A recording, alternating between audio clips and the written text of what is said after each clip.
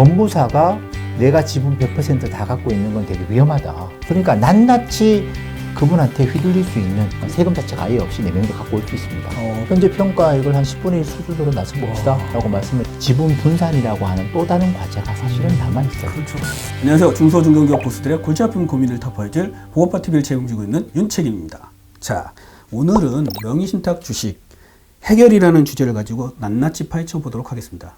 옆자리에는 경영 컨설팅 전문가 이혁 상무님 모셨습니다. 네, 안녕하세요. 반갑습니다. 저희가 이 차명이라는 거나 그 명의신탁이라는 거를 자주 듣지는 않지 않습니까? 네. 보통 이제 뉴스를 보면 예. 뉴스에서 많이 나오는 내용입니다. 예. 근데 이게 법인 대표님들한테는 상당히 골치 아픈 고집거리라고 하더라고요. 네. 그 중에서도 이 명의신탁 주식이라고 해서 이 부분이 상당히 많은 문제를 야기시키고 있다고 합니다. 네, 그럼요. 그러면 이게 이해하기 쉽게 보통 이제 명의신탁 하면은 차명이라고 하지 않습니까? 네, 예. 차명 주식, 명의신탁 주식은 뭘까요? 현장에서 실제로 가장 많이 부딪히고 대표님들께서 가장 골머리를 앓고 계시는 그런 부분이거든요. 맞습니다.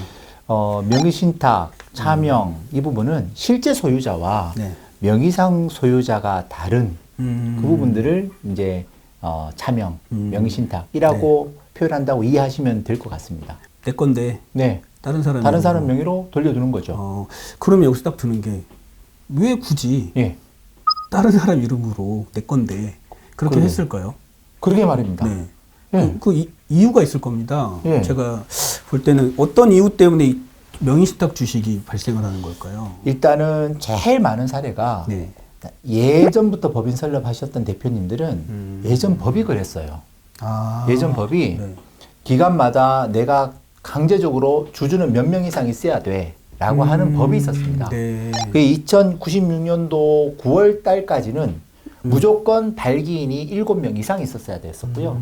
2001년 7월 이전까지는 3명은 무조건 있었어야 돼요. 무조건 그냥 어떻게든 나 혼자 만들고 싶어도 3명, 7명을 했어야 되는 거죠. 그렇죠. 내가 내 사업하고 내가 자본금을 투자하는데 등기를 하려니까 주주 7명 데리고 오세요, 3명 데리고 오세요 하니 그 사람한테 사업 설명회를 하고 자본금 투자 받는 것도 아닐 거니까 싫으니까 이름 좀 빌려줘. 그렇게 해서 그냥 두고 법 때문에 그렇게 두고 사업을 쭉 하신 거예요. 맞아요. 우리 회사 주주 명부에 그분 이름이 계속 있는 겁니다. 결국은 이제 상법상의 문제로 인해서 어쩔 수 없이 한 경우가 있다는 거잖아요. 그거 말고도 그냥 알면서도 하는 경우도 있습니까? 그거 말고 하는 부분들이 이제 대표님 명의로 하려니까 신용상의 문제로 대출도 안 되고 그런 측면도 있고요. 그리고 또 그 당시 관행이죠. 이게 그때는 저희가처럼 경영 컨설팅 전문가가 뭐 많지도 않았고 뭐 지금처럼 유튜브나 해서 정보 같은 것들이 많지 않으니까 누구한테 물어봅니까? 사업하는 친구나 옆에 사람한테 물어보는 거예요. 그러니까 다들 뭐 주주 몇 명 있는 거가 그냥 관행이었었죠. 5년 전에 설립한 법인인데요. 법무사가 내가 지분 100% 다 갖고 있는 건 되게 위험하다 라고 얘기를 해가지고 부랴부랴 친구 3명하고 나눈 데도 있어요, 실제로. 잘못된 컨설팅이었던 그렇죠. 거네요. 조금 좀 생각을 하신 분들은 야, 이건 내가 지분 다 갖고 있으면 이게 상속세나 소득세가 많아지니까 이걸 남의 명의로 해서 좀 돌려놓자. 그래서 소득세, 소득 분산 하자라고 하는 분도 있고요. 또 실질적으로 과점주주가 이거 해당 안 되려고 과점주주 회피하겠다고 차인 이제 차명으로 두시는 분들이 굉장히 많으세요. 50%에서 한 주 더 많으면 과점주주. 그렇죠. 세금만 보면 사실은 이제 과점주주에 대한 세무 리스크가 있으므로 이거를 특수관계인이 아닌 다른 사람 명의로 해서 분산해주자. 그래서 과점주주에 대한 부담들을 줄여나가자. 이 과점주주가 되면 제2차 납세 의무가 있는 거죠? 2차 납세 의무도 있고 또 간주 취득세라는 것도 내야 되는데요. 근데 실제로 따져보면 이게 그다지 대표님 사업하면서 리스크가 현실적으로는 아니에요. 그렇죠. 이게 어떻게 보면은 앞으로 그런 일이 생기면 그런 거잖아요. 현실적으로 말씀드려보면 내가 세금 과점주주면은 뭐 2차 납세 의무라고 하지만 그 2차 납세 의무가 사실은 법인이 못 낸 국세거든요. 맞습니다. 법인세 부가세예요.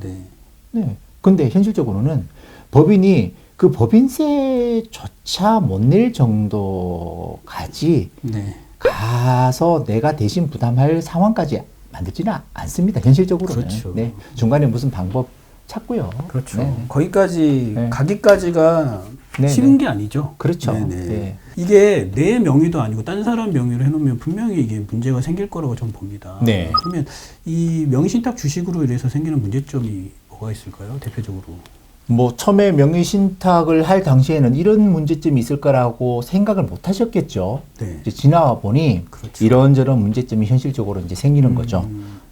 제일 먼저 생기는 가장 큰 문제는 결국 소유권이, 법적인 소유권이 내가 아니고 다른 사람 명의로 가 있는 거예요. 네, 이거는 이제 대법원 판례상 이거는 실제 소유자가 나라고 하더라도 명의 개서가 되어 있는 주주 명부에 기재가 되어 있는 그 사람의 재산 소유권으로 인정을 합니다. 내 게 아니에요. 네. 그러니까 이 사람 이거 내 거야 라고 주장을 하게 되면 해버리면 어쩔 수가 없는 거고, 그러네요. 이거 내 거니까 나한테 배당을 해줘.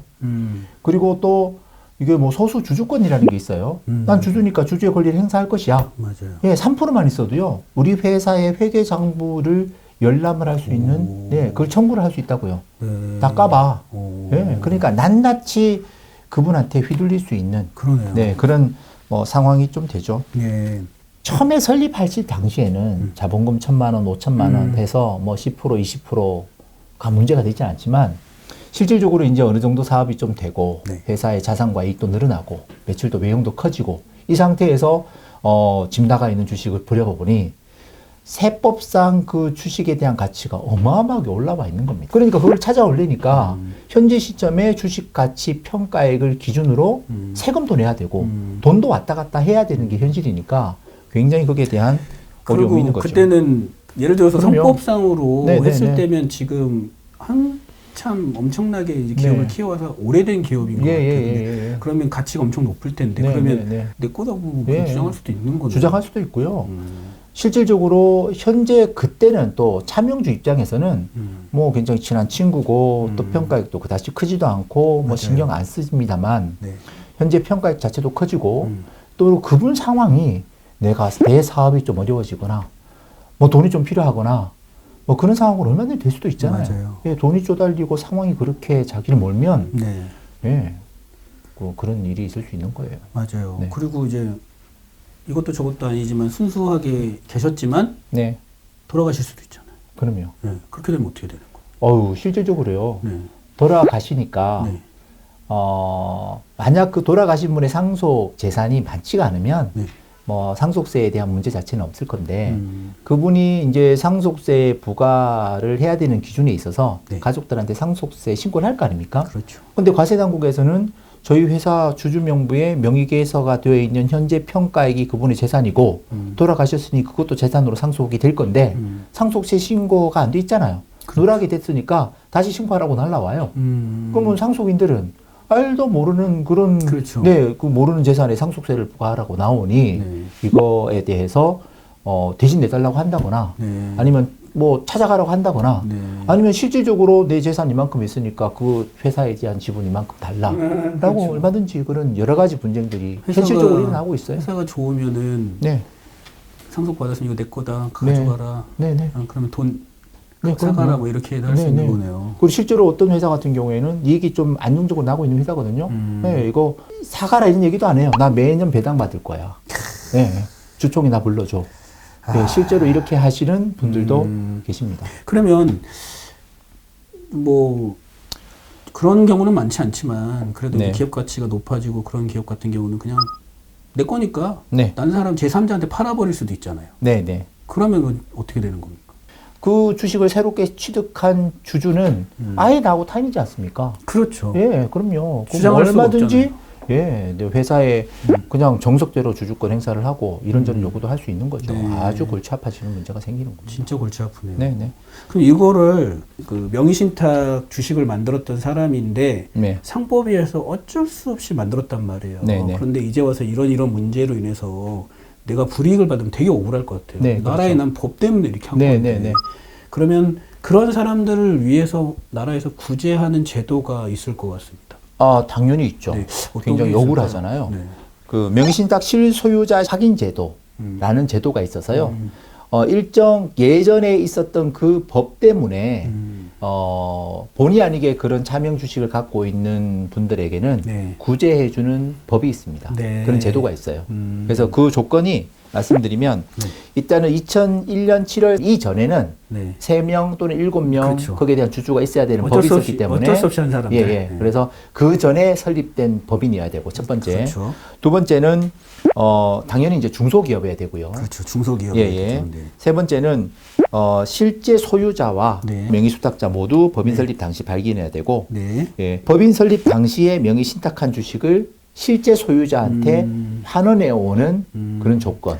이렇게 복잡하지만 결론은 그때 했던 주식을 그대로 그 사람한테 돌려줘라. 네, 그렇죠. 예, 이 제도를 해서 신청을 했을 때 두 가지 경우가 생길 것 같습니다. 인정받을 때, 네, 인정 안 받았을 때. 네, 그럼 여기에 따른 과세도 완전히 다를 것 같습니다. 다르죠. 예. 예. 그러면 이 두 가지가 어떻게 다른지 한번 말씀해 주시죠. 내가 명의 신탁임을 인정을 받게 되게 되면 네.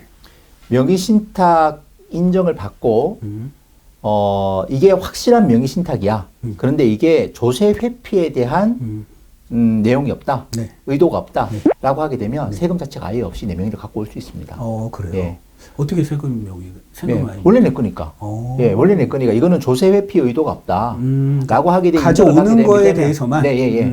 근데 명의 신탁이었다라고 하고 인정이 되게 되면 네. 명의 신탁 그 당시 평가액으로 네. 내가 증여로 한 걸로 보고 증여세 납부를 하도록 되어 있습니다. 그러니까 결론은 내가 찾아오는 거에 대해서는 세금이 없는데 네. 그 당시 때 수탁한 거에 대해서는 증여로 보고 그 당시 네네. 때의 그 예. 주식 가치로 해서 예. 세금 증여세를 때린다는 그렇죠. 거죠. 명의 신탁 그 당시에 음. 주식 평가액으로 네, 증여한 걸로 보는 거죠. 대부분 네. 이제 액면가가 되는 거고. 그렇죠. 증여세 부과 제척 기간이 제가 보니까 그 신고 기한하는 것까지 해서 15년 한 3개월 되더라고요. 네네네. 근데 2001년을 딱 계산을 해보니까 네. 지금 다 15년이 넘었잖아요. 그때 15년이 넘었죠. 네, 그러면 어떻게 네. 보면은 그런 세금 부과 자체가 없다고 봐야겠네요. 그렇죠. 이 부과할 수 있는 네. 그런 권리 자체가 없어지는 거고, 예, 나도 의무 자체가 없어지는 거죠. 네. 네, 네. 세척기관이 경고하게 되게 되면.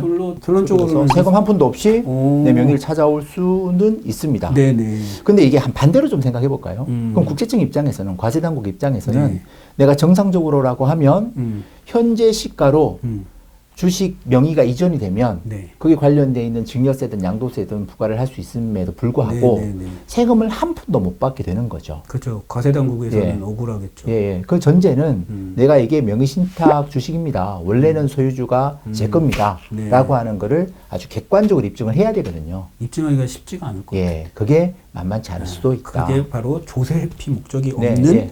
나는 상법위에서 어쩔 수 없이 했어라는 걸 확실하게 입증을 해야 된다는 거예요. 네, 예, 그리고 예. 이게 내 거라는 거에 대한 입증도 있어야 되고. 네, 그렇죠. 이게 내 거라는 입증이 있어야 그 다음에 거기에 대한 명의신탁이다. 네. 근데 증여세를 부과하려고 보니까 예, 그게 제척기간이 경과가 됐다. 네. 그리고 세금을 네, 받을 수도 낼 수도 뭐 없는 상황이 됩니다. 그러면 불인정 당했을 때는 어떻게 될까요? 이거? 불인정하게 되게 되면 네.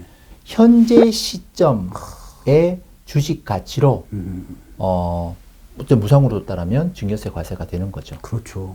가장 무서운 게 네, 20년 전, 뭐 30년 전 가치가 아닌 네, 그럼요. 현재 가치이기 때문에 예, 예. 어마어마한 세금이 나오고 어마어마한 세금이 나오고 사실은 이게 원래 뭐 다른 사람 거를 내가 심주로 취득하는 거라면 네. 많고 적고를 떠나가지고 뭐 아깝지만 세금은 뭐 낸다 손 치더라도 진짜 이거 원래 내 건데. 그러니까요. 예, 원래 주인으로 원래 상태로 원복을 하는데 이게 뭐 말도 안 되는 세금이 나오는 거니까. 그러니까요. 예. 제가 볼 때 너무 좋은 제도 같습니다. 네. 이 제도를 많이 활용하시나요?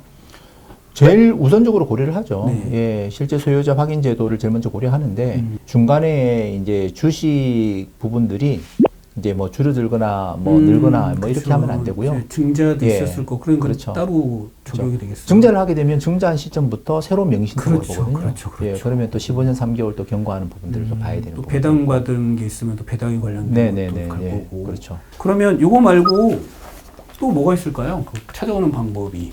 찾아오는 방법들은 이제 뭐 이 간편해지라고 하거든요. 실소유자 확인 제도. 예, 그게 해당이 안 되면 정식으로 이제 명의신탁 해지를 해야 되는 거죠. 그러면 그 쉽게 합의를 해줄 수도 있지만 네. 안 해줄 수도 있잖아요. 그렇죠. 일단은 원래 이제 이거 내 거 아니고 실소유자가 따로 있다라고 하는 차명 주주가 인정을 해야 되고요. 그 명의신탁에 대한 사실 합의서도 써야 되는 거고. 예. 그게 좋게 해결되는 경우네요. 네, 좋게 해결되는 경우죠. 만약에 아니면 네.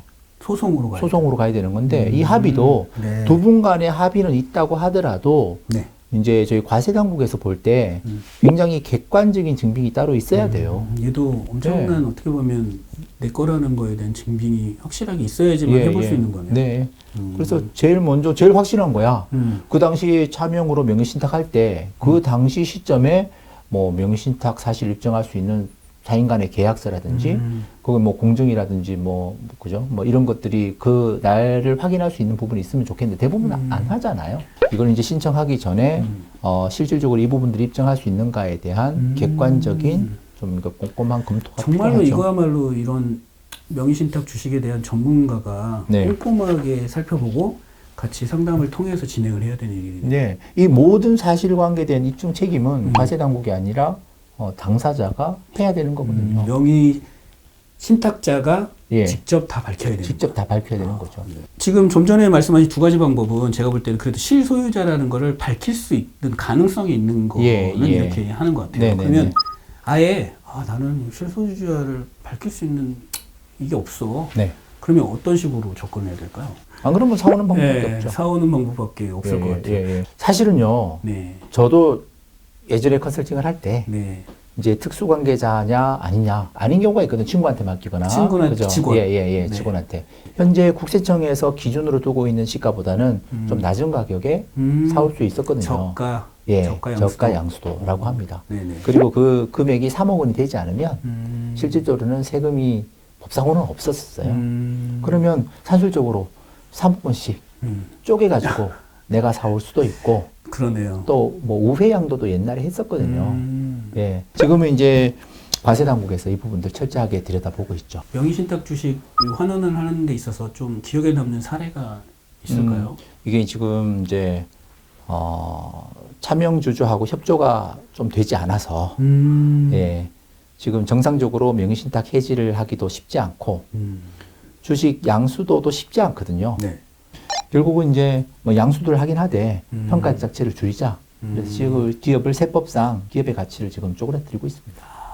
그렇게 한다는 거는 저는 이제 매출을 떨어뜨리는 건가요? 네, 그렇다고 뭐 정상적으로 기업 그 활동을 영위해야 되는 기업이 네. 뭐 임의적으로 매출을 줄일 수 있는 건 아니고 그렇죠. 이제 별도 법인을 하나 따로 설립을 했어요. 설립을 하고 뭐 주주 구성도 조금 전략적으로 하고 그래서 모 법인의 기존 법인에 대한 매출액은 좀 줄이고 이익도 낮춰서 주가를 좀 많이 떨어뜨리는 작업을 하고 있어요. 정상적인 거래 그리고 누가 3자가 누구라도 네. 뭐 그 당시 시가로 인정받을 수 있는 가격으로 네, 뭐 공정하게 거래하게 되면 그건 문제는 없는 거예요. 우선은 주식 가치가 높으면 네. 너무 비싸니까 네, 그거를 이제 시설 법인을 설립해서 네, 좀 낮추는 방법을 네, 활용하신다는 거잖아요. 예. 그죠? 그래서 현재 평가액을 한 10분의 1 수준으로 낮춰봅시다라고 말씀을 좀 그렇게까지 드렸고요. 됩니까? 네, 뭐 가능해 보이더라고요. 대표님 할 수 있대요. 네. 그리고 또 이제 명의신탁 사례가 많은 거가 대표님들께서 우리 직원들이 주식을 좀 갖고 있으면 주인의식을 가지고 맞아요. 의사결정 잘할 것이다. 맞아요. 그래서 이제 직원 명의로 해서 주식을 좀 갖고 계시는 분도 많죠. 진짜 위험한 예, 거죠. 예, 실제 실익이 없습니다. 얘기를 들어보니까 이 명의신탁 주식은 네. 하루라도 빨리 정리를 해야 될 것 같습니다. 네, 정리할 수 있다면 빨리 갖고 오시는 게 맞고요. 네네. 네네. 이게 보니까 그런데 이제 각 회사마다 이제 주식의 발행수, 뭐 보유 기간, 규모, 그리고 현재 네. 상황 이런 게 너무 제각각일 것 같아요. 아, 그럼요. 네네. 그래서 이게 사실은 딱 이 방법이 모든 기업한테 적용되는 거는 절대 아니고요. 기업의 가치, 또 차명 주주의 지분율, 또 심지어 이거를 그냥 갖고 왔을 때 간주 취득세가 또 부과가 되는 경우가 있고 부과되지 않는 경우도 있거든요. 네네. 여기에 대한 세금까지 다 계산을 해봐야 돼요. 네.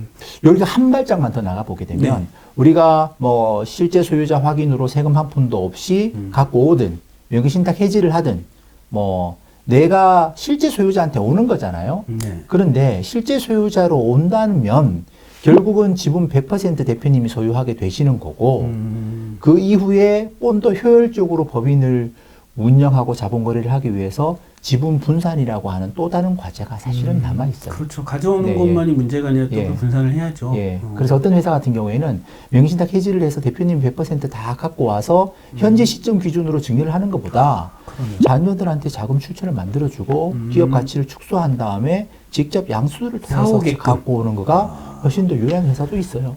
가업승계나 여러 네네. 가지를 봤을 때. 네, 그럼요.